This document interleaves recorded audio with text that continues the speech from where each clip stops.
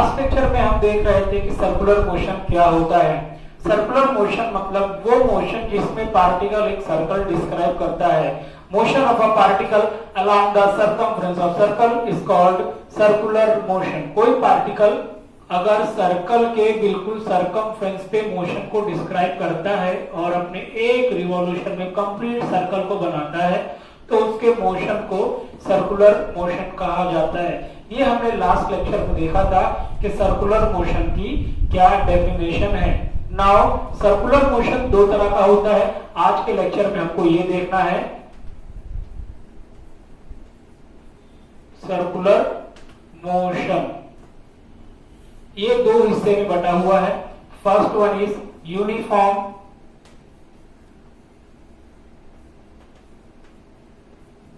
Circular motion, दूसरा है non uniform circular motion. अब यूनिफॉर्म सर्कुलर मोशन क्या होता है, नॉन यूनिफॉर्म सर्कुलर मोशन क्या होता है, हमको यही देखना है। So let us see one by one what is uniform circular motion and what is non uniform circular motion. The question is define uniform circular motion and non-uniform circular motion। दोनों के definitions को explain करना है। तो answer first let us see uniform circular motion.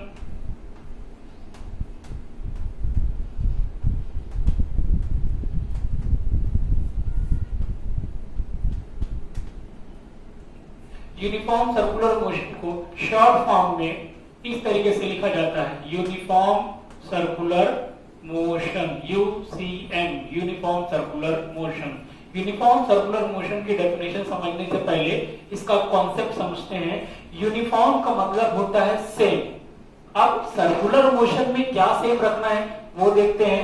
सबसे पहले circular motion की definition क्या थी, motion of a particle along the circumference of circle is called circular motion. कोई पार्टिकल अगर सर्कल के सर्कमफ्रेंस पे अपने मोशन को परफॉर्म करता है तो उसके मोशन को सर्कुलर मोशन कहा जाएगा। वो गोल घूम रहा है तो उसकी वेलोसिटी एंगुलर के फॉर्म में होगी, इट इज एंगुलर वेलोसिटी। उस पार्टिकल का सर्कुलर मोशन जिसकी एंगुलर वेलोसिटी अपने हर रिवॉल्यूशन में, अपने हर चक्कर में बिल्कुल सेम हो तो उसकी सर्कुलर मोशन को यूनिफॉर्म सर्कुलर मोशन कहा जाएगा। तो बेसिकली यूनिफॉर्म सर्कुलर मोशन में क्या यूनिफॉर्म होता है, angular velocity. Now let us see the definition of uniform circular motion.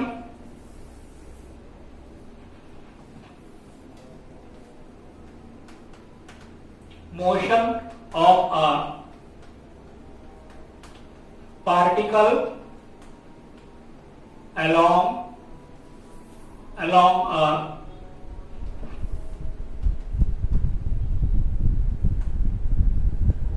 circumference of circle with constant angular velocity is called uniform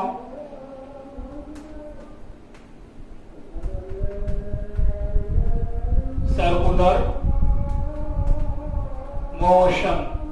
Motion of a particle along a circumference of circle with constant angular velocity is called uniform circular motion। Particle का वो motion जो circle describe करे लेकिन हर बार उसकी speed हर जगह पे same हो तो उस मोशन को कहा जाएगा uniform circular motion. Now let us see the example of uniform circular motion. Circular motion होना चाहिए और उसके हर रिवॉल्यूशन पर ये पहली मर्तबा घूमकर आया तो जो रफ्तार पहली मर्तबा थी दोबारा से जब अपना मोशन रिपीट करेगा, क्योंकि हम जानते हैं सर्कुलर मोशन पीरियोडिक मोशन होता है।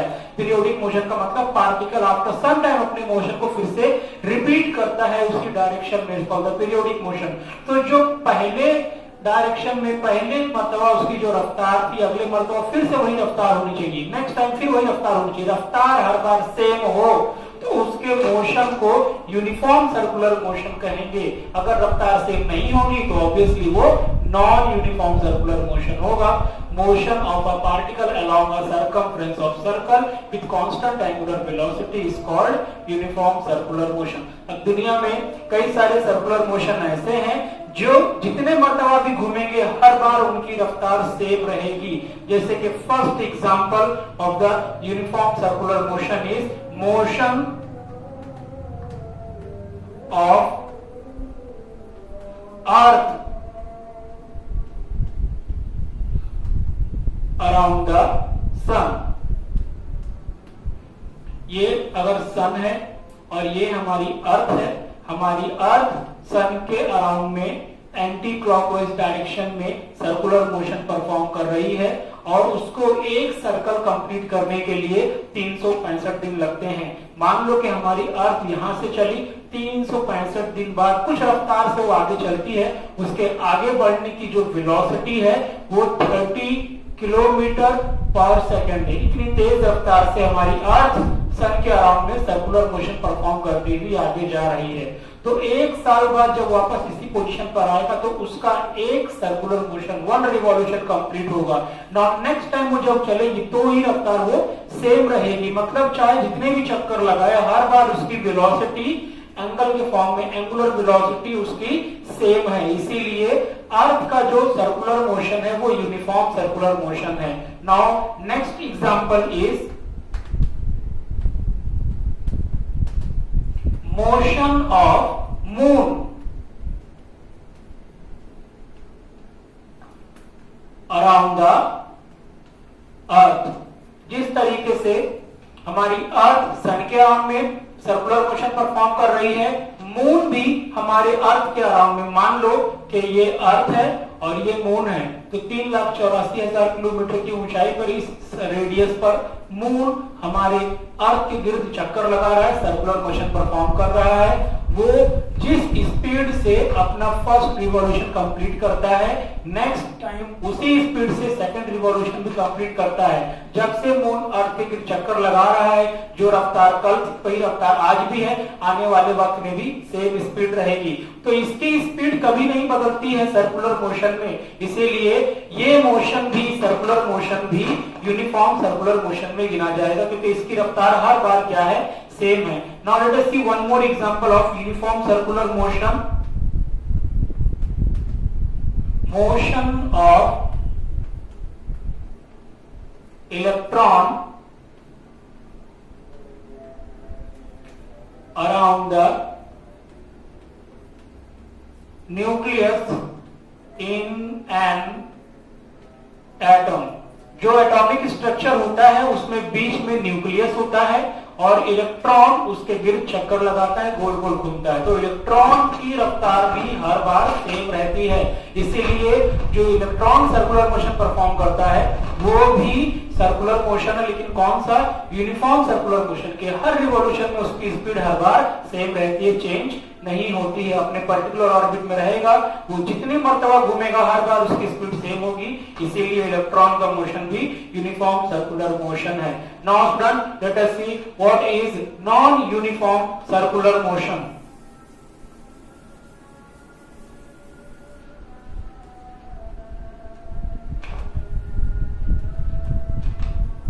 Next one is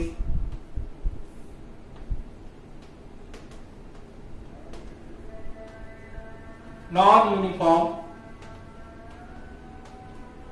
circular motion।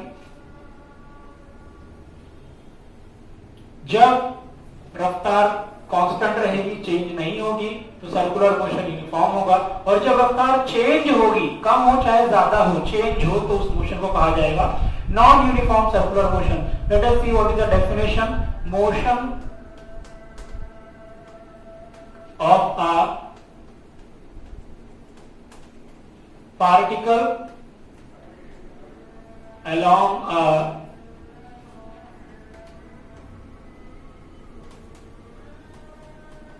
circumference of circle with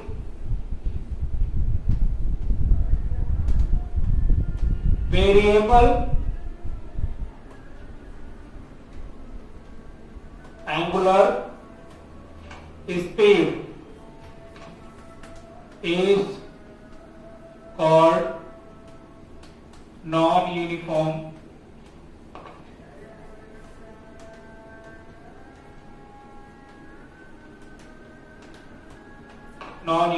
circular motion. Particle का वो मोशन जिसमें रफ्तार हर बार सेम नहीं रहती है, किसी रोटेशन में रफ्तार कम होगी तो किसी में ज्यादा होगी, फिर कम होगी, फिर ज्यादा होगी, तो इस तरह के मोशन को नॉन यूनिफॉर्म सर्कुलर मोशन कहा जाता है। मिसाल के तौर पर अगर मैं फैन को ऑन करता हूं तो उसके जो ब्लेड्स हैं वो पहले रोटेशन में स्लो घूमेंगे, अगले रोटेशन में उनकी रफ्तार और तेज हो जाएगी, उसके बाद वाले रोटेशन में उनकी रफ्तार और तेज हो जाएगी। ये रफ्तार हर रिवॉल्यूशन में धीरे धीरे इंक्रीज हो रही है, हर बार इसकी रफ्तार सेम नहीं है। तो इसीलिए motion of the tip of the fan, motion of the particle on the blade of the fan, उनकी जो मोशन है वो सर्कुलर मोशन तो है, लेकिन उनकी रफ्तार बार बार चेंज हो रही है, हर बार इंक्रीज हो रही है, इसलिए उनका मोशन सर्कुलर मोशन तो है लेकिन नॉन यूनिफॉर्म, क्योंकि उनकी एंगुलर वेलोसिटी कांस्टेंट नहीं है, वो इंक्रीज हो रही, धीरे धीरे बढ़ रही है। उसी तरीके से जब फैन अपनी मैक्सिमम स्पीड पे पहुंचता है, अब उसकी रफ्तार यूनिफॉर्म हो चुकी है क्योंकि अब उसकी रफ्तार इंक्रीज नहीं हो रही, लेकिन जैसे ही बटन ऑफ करोगे अब क्या होगा, रफ्तार फिर से कम होने लगेगी। तो जो हाईएस्ट स्पीड है वो थोड़ा लो होगा, फिर रफ्तार और कम होगी। तो सर्कुलर मोशन परफॉर्म कर रहा है लेकिन स्पीड धीरे धीरे डिक्रीज हो रही है, रफ्तार सेम नहीं है, ज्यादा है उससे फिर कम हो रहा है, तो उसे कहा जाएगा नॉन यूनिफॉर्म सर्कुलर मोशन। तो स्टूडेंट्स हमने देखा कि सर्कुलर मोशन में यूनिफॉर्म सर्कुलर मोशन क्या होता है, नॉन यूनिफॉर्म सर्कुलर मोशन क्या होता है, उसके एग्जांपल्स हमने देखे। So let us see one example of non uniform circular motion.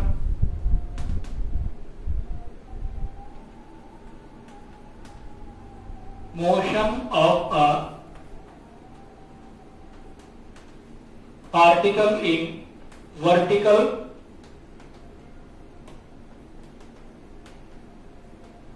Circular motion. जब कोई particle vertical circular motion perform करता है तो उसकी वेलोसिटी अलग अलग पॉइंट्स में अलग अलग होती है, इसलिए वर्टिकल सर्कुलर मोशन वो भी नॉन यूनिफॉर्म सर्कुलर मोशन है। किसी भी तरह का मोशन हो, अगर वो अपने मोशन को परफॉर्म कर रहा है, फॉर एग्जांपल सर्कुलर मोशन, तो उसको एक रिवॉल्यूशन कंप्लीट करने में कुछ तो वक्त लगेगा।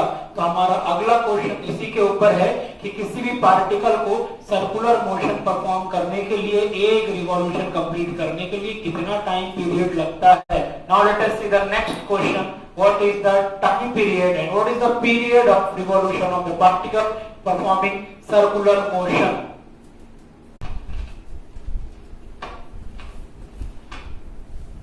Now the question is define period of revolution of uniform circular motion.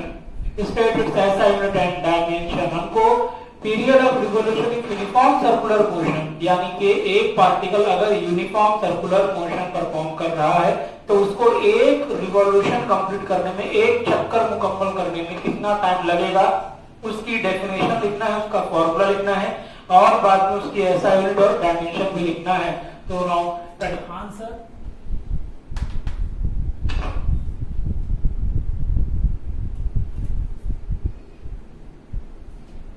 time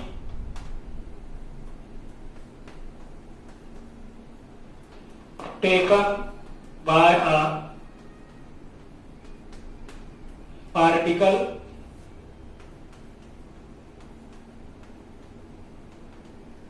performing uniform circular motion to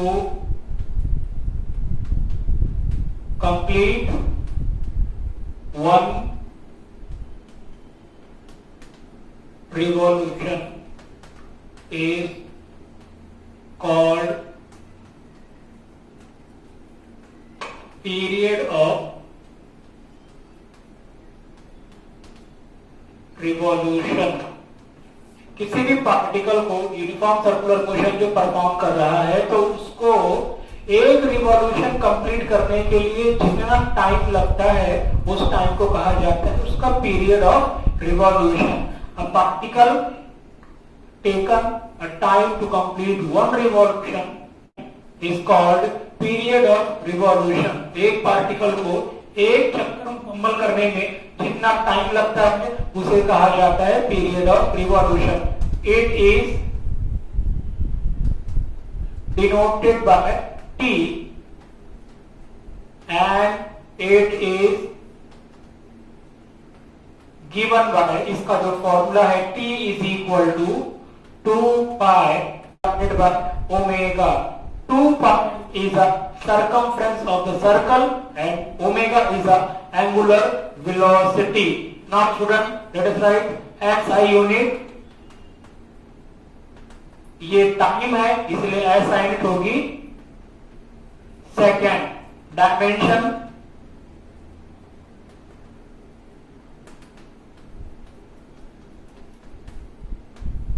अब इसका सिर्फ टाइम ही है तो इसीलिए टी आता है यहाँ पर 1, बाकी लेंथ और मास दोनों भी 0 होंगे. तो dimension is L0 L0 T1. ये फॉर्मूला आया कहां से, इसके ऊपर एक एक्सप्रेशन है. तो late us see what is the expression of the time period of uniform circular motion.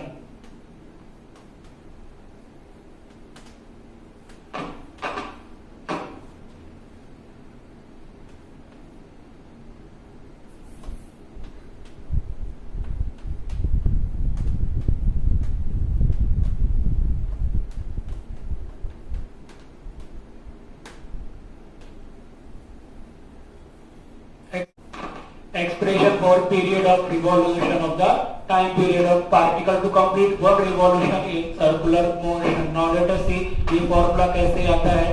हम अच्छी तरीके से जानते हैं कि कोई भी पार्टिकल जब एक सर्कल मुकम्मल करता है तो उसे कितना हिस्सा तय करना पड़ता है, कितना चलता है. तो लेट अस सी ये फॉर्मूला कहां से आता है. Okay, when particle performing uniform circular motion, it cover a distance equal to the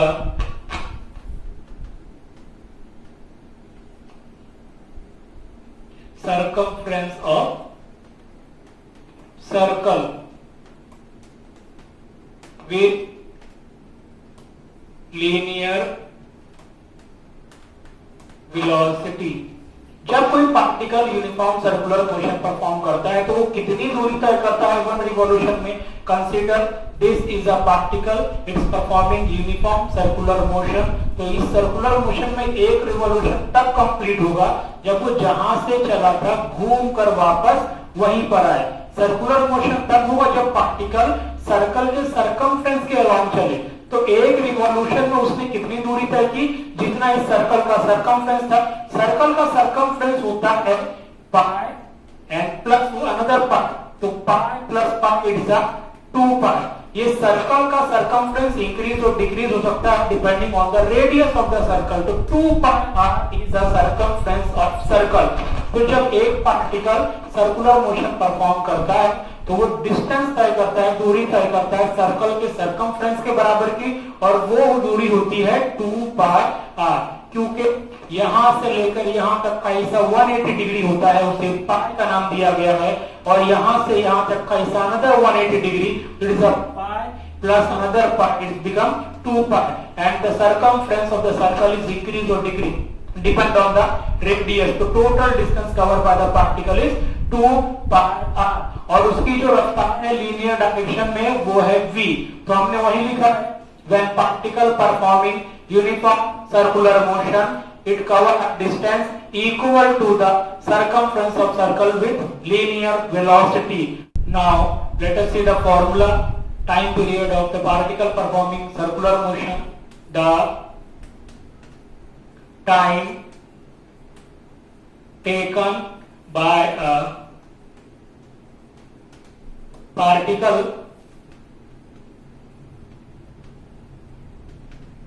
performing uniform circular motion is given by t is a time, distance covered by the particle divided by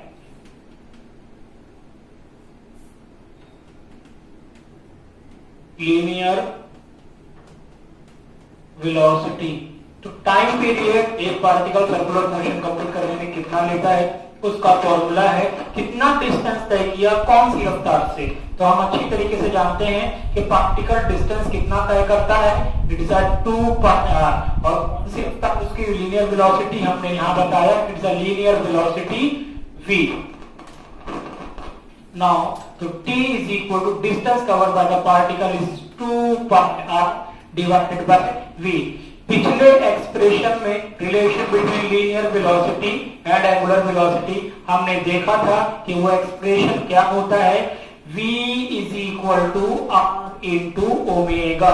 Now it is a relation between linear velocity and angular velocity। तो v का formula हमको पता है, v की value मालूम है, r into omega। तो put this value here, so what we get, t is equal to 2πr divided by r into omega। This r and this r will cancel। Now क्या बचता है, भी t is equal to 2π divided by omega। This is a time period of the particle performing uniform circular motion। किस चीज पर depend करता है, वो सर्कल के सरकमफ्रेंस पर और उसकी एंगुलर वेलोसिटी पर। एंगुलर वेलोसिटी डिवाइड में है, जितनी ज्यादा एंगुलर वेलोसिटी होगी उतना टाइम पीरियड कम लगेगा। क्वेश्चन स्टूडेंट्स यहां पर गौर करो कि time period is inversely proportional to, divide में है उसकी एंगुलर वेलोसिटी। इनवर्सली का मतलब होता है अगर एंगुलर वेलोसिटी ज्यादा होगी तो टाइम पीरियड कम लगेगा, अगर एंगुलर वेलोसिटी कम होगी, पार्टिकल सर्कुलर मोशन परफॉर्म कर रहा है, उसकी वेलोसिटी कम होगी तो एक चक्कर मुकम्मल करने में ज्यादा टाइम लगेगा, अगर उसकी वेलोसिटी ज्यादा होगी तो एक चक्कर मुकम्मल करने में टाइम कम लगेगा। तो इसीलिए इनवर्सली प्रोपोर्शनल आया है कि वेलोसिटी इंक्रीज तो time period is decrease, velocity decrease and time period is also increase. ये इनवर्सली प्रोपोर्शनल होता है। नाउ टाइम पीरियड से डिसाइड होती है किसी भी पार्टिकल के परफॉर्मेंस की फ्रीक्वेंसी। फ्रीक्वेंसी का मतलब होता है नंबर ऑफ रिवॉल्यूशन पर सेकंड। एक पार्टिकल एक सेकंड में कितनी मरतबा रिवॉल्व करता है उसे कहा जाता है उसकी फ्रीक्वेंसी। तो हमारा अगला क्वेश्चन है, what is the frequency of the particle performing uniform circular motion. Late us see what is the frequency here. So next question is frequency of revolution। what is the frequency of revolution, let us see। Frequency क्या होता है वो हमने अभी समझा है कि एक पार्टिकल एक सेकंड में कितनी मरतबा रिवॉल्व होता है, number of revolution of particle पर unit time is called the frequency. जितनी मरतबा रिवॉल्व होगा, जितनी कम टाइम में उतनी ज्यादा फ्रीक्वेंसी होती है। Now the question is what is frequency of revolution. Now let us right the answer. The number of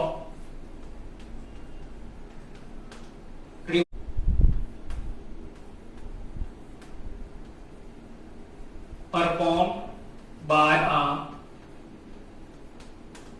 particle in uniform circular motion per unit time is called frequency of revolution। किसी भी circular motion में एक particle जो circular motion perform कर रहा है तो एक सेकंड में कितनी मरतबा घूम रहा है, जितने ज्यादा बार घूमेगा उसकी फ्रीक्वेंसी उतनी ज्यादा होगी। तो number of the revolution perform by the particle पर unit time is called frequency of revolution. मान लो कि ये एक पार्टिकल है, ये सर्कुलर मोशन डिस्क्राइब कर रहा है, इट इज अनदर पार्टिकल, ये भी सर्कुलर मोशन डिस्क्राइब कर रहा है। एक सेकंड में ये पार्टिकल 5 मरतबा घूम रहा है, कितनी मरतबा, 5 टाइम्स। और ये पार्टिकल 1 सेकेंड में कितने मरतबा घूम रहा है? Consider 2 times. तो फ्रीक्वेंसी ऑफ रिवॉल्यूशन किसकी ज्यादा हुई? इस पार्टिकल की, क्योंकि ये 1 सेकंड में 5 मरतबा घूम रहा है और ये 1 सेकंड में सिर्फ 2 मरतबा घूम रहा है, तो फ्रीक्वेंसी इस पार्टिकल की ज्यादा है एज कंपेयर दिस। जो पार्टिकल जितने ज्यादा टाइम परफॉर्म करे सर्कुलर मोशन, उसकी फ्रीक्वेंसी उतनी ज्यादा है। The number of revolution perform by a particle in uniform circular motion per unit time is called frequency of revolution. Frequency of revolution के अंदर इसका जो फॉर्मूला है उसको देखते हैं। It is denoted by small N. इसका सिंबल एन है, इसको एफ से भी इंडिकेट किया जाता है, बट सर्कुलर मोशन में एन से इंडिकेट करते हैं। It is given by N is equal to 1 divide by T. Time period जितना ज्यादा होगा फ्रीक्वेंसी उतनी कम होगी, जितने कम टाइम पे घूमेगा जितने ज्यादा बार फ्रीक्वेंसी उतनी ज्यादा। इसीलिए n is inversely proportional to the time period of the particle to complete 1 revolution. Now हम अच्छी तरीके से जानते हैं कि टाइम पीरियड जो अभी हमने थोड़ी देर पहले देखा था वो था 2 पाई डिवाइड बाय ओमेगा। तो put the here value of t, तो n is equal to 1 divided by 2 pi divide by omega. अब डिवाइड के नीचे जो ओमेगा है वो ऊपर जाएगा तो 1 से मल्टीप्लाई होगा, तो हमको क्या मिलेगा? n is equal to omega divide by 2 pi. हमारे पास जो रिलेशन था उस रिलेशन में हमने ये देखा है v is equal to r into omega. अभी r मल्टीप्लाई से इक्वल के यहाँ आएगा तो v के डिवाइड में जाएगा, तो ओमेगा इज इक्वल टू हमको क्या मिलेगा? v divided by r. Put the value of omega here. So what we can find? n is equal to v divided by r and divided by 2 pi. अब divide के नीचे ये 2 पाई ऊपर जाएगा तो मल्टीप्लाई होगा r से, तो फाइनली हमको फॉर्मूला मिलेगा v divided by 2 pi r. This is the formula of the frequency of revolution of particle performing uniform circular motion. Now let us see the SI unit. SI unit is ये frequency है, तो frequency की SI unit होती है hertz. इसको denote करते हैं capital H और स्मॉल z से। Now let us see the dimension. Dimension में 3 चीजें लिखी जाती हैं, लेंथ, मास, टाइम। तो फॉर्मूले में देखो ओनली टाइम का इन्वॉल्वमेंट है, वो भी डिवाइड में जब ऊपर जाएगा तो पावर -1 हो जाएगा, तो इसलिए t के ऊपर आएगा -1। फॉर्मूले में लेंथ कहीं नहीं है ना ही मास है, इसीलिए L का वैल्यू 0, m भी 0, तो dimension is L 0 n 0 t -1। Students next lecture में हम देखेंगे कि सेंट्रीफ्यूगल फोर्स क्या होता है और सेंट्रीफ्यूगल फोर्स क्या होता है, जो कि इस चैप्टर का एक बहुत ही अहम हिस्सा है। Thank you very much.